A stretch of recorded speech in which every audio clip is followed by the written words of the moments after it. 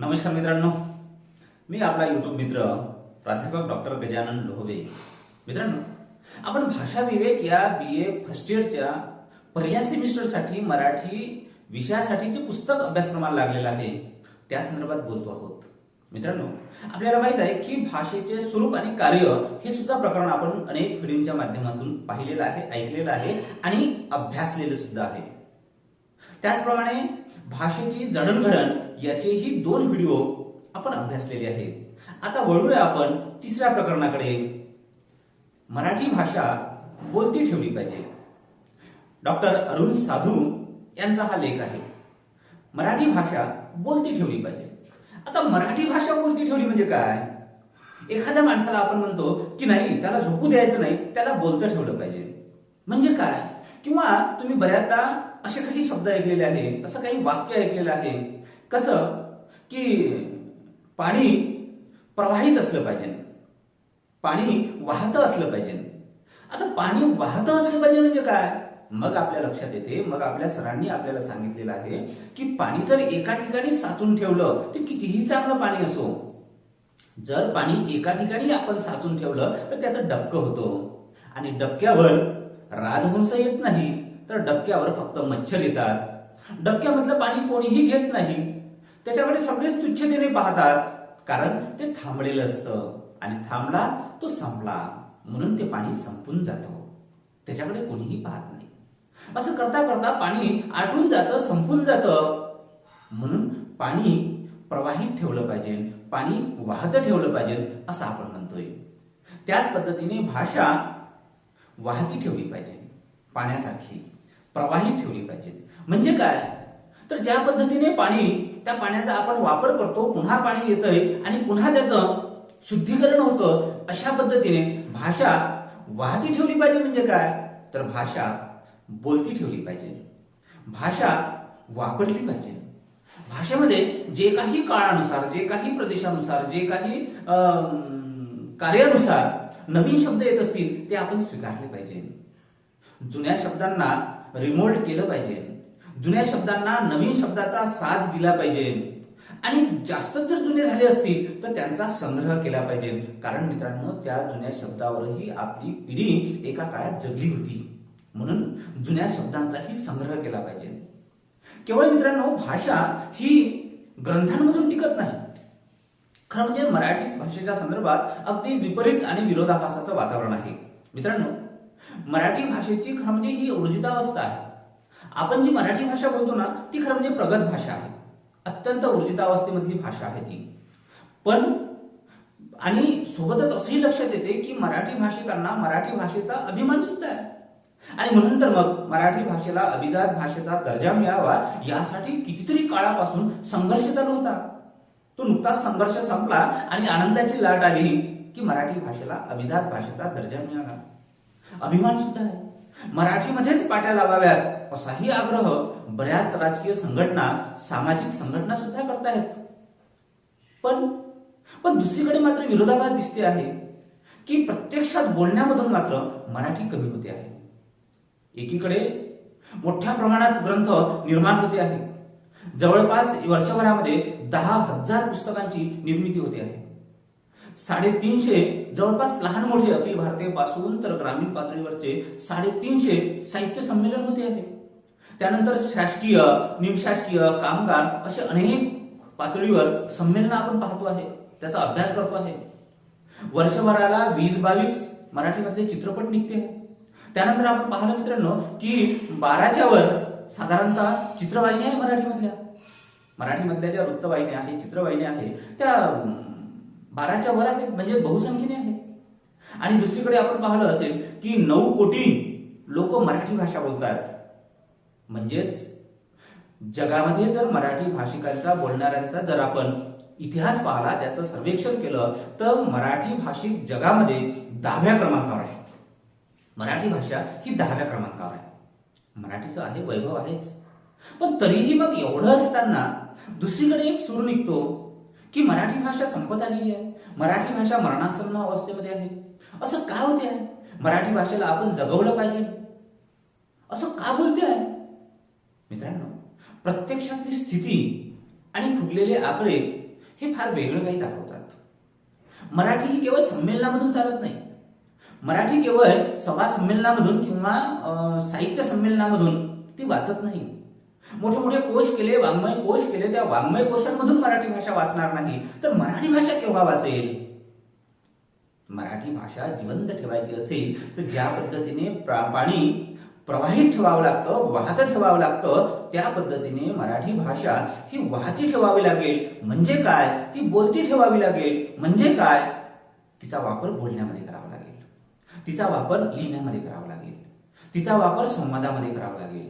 तिच्याबद्दल खरं म्हणजे भक्ती असू नये तर तिचे आपण पायीक असलो पाहिजे, अनुयायी असलो पाहिजे. खोटा अभिमान असू नये तर तिच्याबद्दल आपल्याला अढळ निष्ठा असली पाहिजे तिच्यावर. तरच आपली मराठी भाषा ग्रंथाच्या भाषेमधून बाहेर येऊन खऱ्या अर्थानं लोकांची लोकभाषा होईल. जोपर्यंत जिवंत माणसं भाषा बोलणार नाही तोपर्यंत भाषेची समृद्धी होणार नाही. मित्रांनो, याचं एक वेगळं उदाहरण आपल्याकडे आहे की संस्कृत भाषा ही एका काळची अमृतवाणी असं म्हटलं जायचं, देववाणी असं म्हटलं जायचं आणि भारतामधले बहुतांश प्राचीन ग्रंथ हे संस्कृत मधले आहे. कारण लिहिणारा एक वर्ग होता, तो सुशिक्षित होता, सज्ञानी होता आणि त्यांची मोठ्या माणसांची, प्रतिष्ठितांची भाषा ही संस्कृत भाषा होती. पण आज किती लोकांना संस्कृत भाषा येते आहे? का असं का झालं? संस्कृत भाषा का बरं संकुचली? कारण संस्कृत भाषेची बोलणाऱ्यांची संख्या कमी झाली. संस्कृत मध्ये ग्रंथ मोठ्या प्रमाणात आहे, पण प्रत्यक्ष जिवंत ठेवणारी जी जिवंत माणसं आहे त्या जिवंत माणसाच्या बोलण्यामध्ये संस्कृत भाषा जिवंत फारशी दिसत नाही, ती बोलल्या जात नाही. म्हणून संस्कृत भाषेत आता रासाकडे चाललेली आहे. मराठी भाषा तसं होऊ नये. मराठी भाषेची काही रासाची कारणं डॉक्टर अरुण साधू यांनी सांगितलेली आहे. त्यामध्ये मित्रांनो आपल्याला असं दिसतं की भाषेचे प्रत्यक्ष बोलणं हे फार कमी होत आहे. हे फार मोठं रासाचं कारण आहे. आपण बऱ्याचदा म्हटलं आहे की ग्रंथ एवढ्या मोठ्या प्रमाणात होते आहे, साहित्य संमेलन मोठ्या प्रमाणात भरवते आहे, कोश वाङ्मय तयार होते आहे, जुन्या शब्दांचा अर्थ सांगितला जाते आहे, असे शब्दार्थ वगैरे आपल्याकडे खूप आहेत. पण तरीही मराठी भाषा का रास पावत आहे? तर एक कारण असं आहे की मराठी भाषेचा प्रत्यक्ष वापर, लिखित वापर, मौखिक वापर हा कमी आहे. म्हणून मराठी भाषेचा ऱ्हास होतो आहे. दुसरं मित्रांनो की मराठी भाषे संदर्भात भाषाभिमानाचा अभाव आहे. मराठी भाषे संदर्भात आपल्याला अभिमान नाही आहे. आपण म्हटलेलं आहे की एखादी बोली प्रमाण भाषा केव्हा होते? तर त्या भाषेमध्ये जे काही साहित्य निर्माण होतं, जे काही साहित्यिक आहे किंवा जे काही ती भाषा लोक बोलतात त्या भाषेतील लोकांना त्या भाषेचा प्रचंड अभिमान असतो आणि त्या अभिमानाप्रत ती बोली भाषा प्रमाण भाषा होते.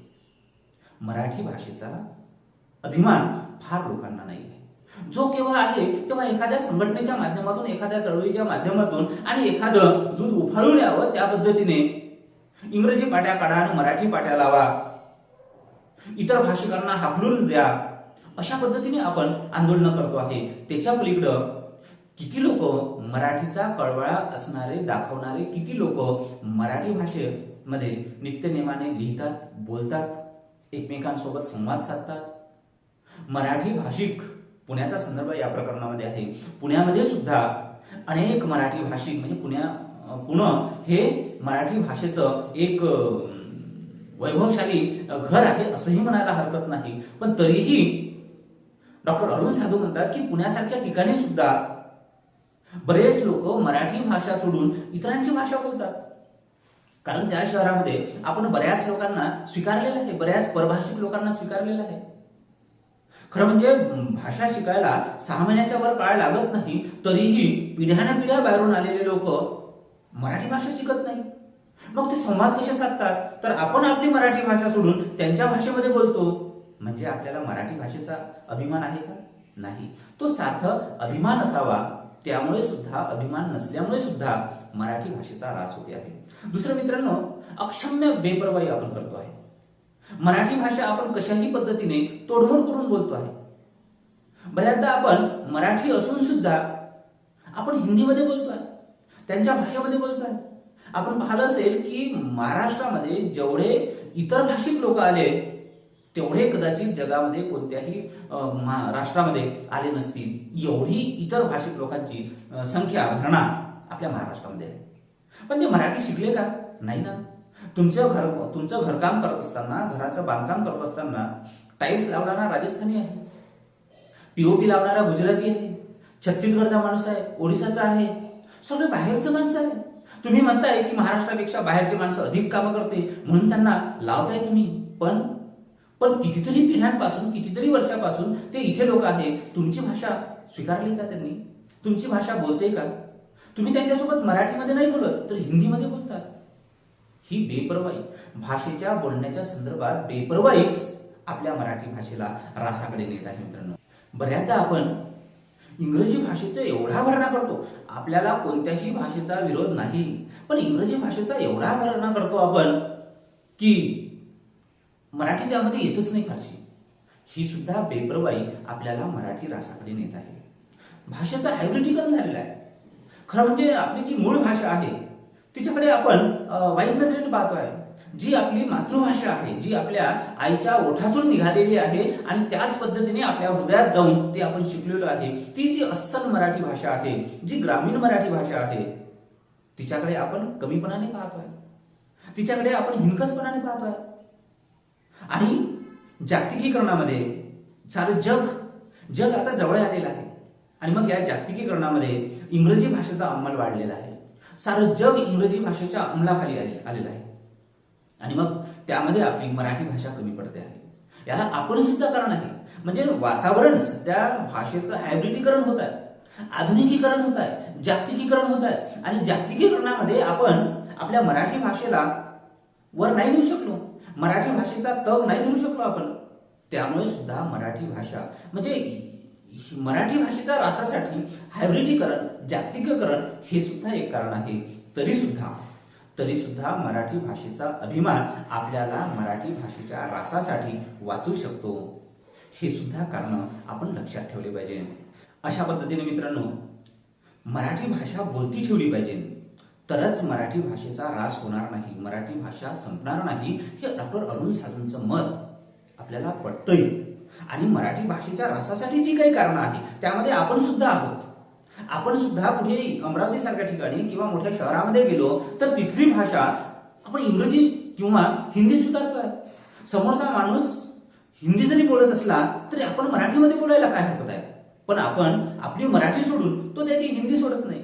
पण मात्र आपण मराठी सोडून त्याच्यासोबत आपण हिंदीमध्ये बोलतो आहे. हे असे अनेक कारण आहे की मराठीच्या म्हणजेच आपल्याच मातृभाषेच्या रासासाठी आपण कारणीभूत होत आहे. म्हणून मराठी भाषेचा रास आपण थांबवला पाहिजे. ही जी काही कारणं सांगितलेली आहे यावर आपण उत्तर शोधलं पाहिजे. ते उत्तर आपल्याकडेच आहे. मराठीला वाचूया. पुढील भाग पुढल्या व्हिडिओमध्ये पाहूया. धन्यवाद.